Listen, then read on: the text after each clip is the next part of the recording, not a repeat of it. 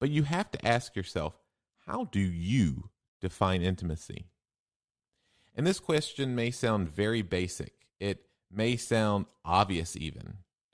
But I'm almost certain that this is something that you've probably never considered. How do you define intimacy? Is it holding hands? Is it engaging in intercourse? Perhaps to you, intimacy is cuddling with your partner on the couch and watching a movie. Or maybe it's laying in bed and kissing and other foreplay. Perhaps it's sharing a quiet romantic dinner together. The fact of the matter is that intimacy can be defined different ways by different people.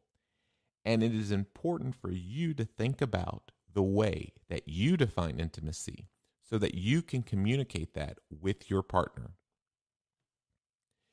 You may be listening right now and thinking, wow, I've never thought about that before, how I define intimacy. And, that's okay. It's okay that you've never thought about it. And maybe you need some time to think about it. But I want you to really consider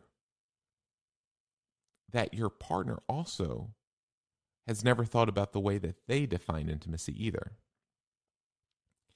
If you're wondering, why this is important, there are always some cynics that are listening in the crowd. So if it isn't obvious to you, let me say, if intimacy is important in your relationship, then you need to recognize what you consider as intimacy. And you need to realize what your partner considers as intimacy. And both of you must be able to communicate that with each other. If you're in a relationship and you feel that your relationship has grown cold or it isn't as exciting as it has been in the past, perhaps it's a new relationship and you're hoping that it grows into something more. Intimacy is something that is an essential ingredient in either of those scenarios. And you cannot just assume that it's going to magically come to fruition.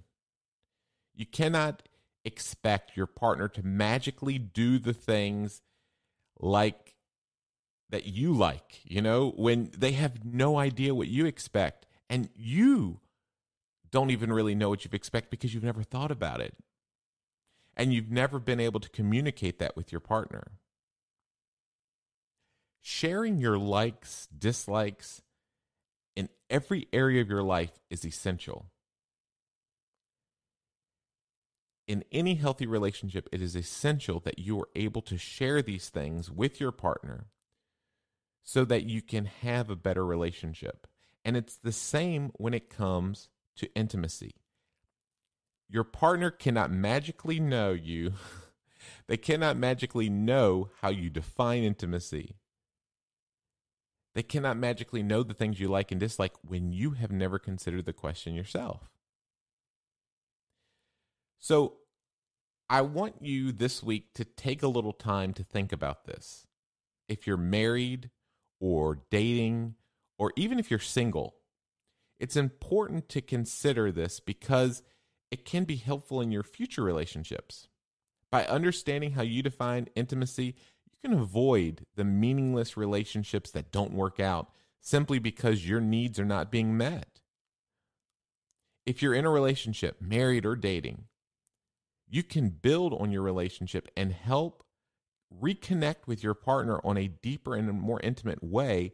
But first, you have to think about it. How do you define intimacy?